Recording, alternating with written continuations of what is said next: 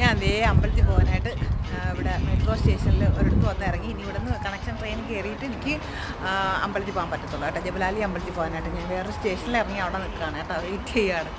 എന്തായാലും ഞാനിങ്ങനെ ട്രെയിനിൽ അമ്പലത്തിൽ പോകാനായിട്ട്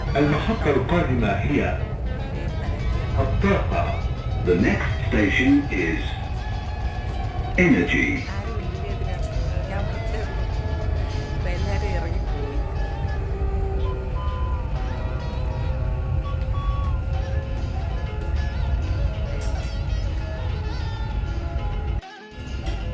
Will be chanting our pandits will be doing.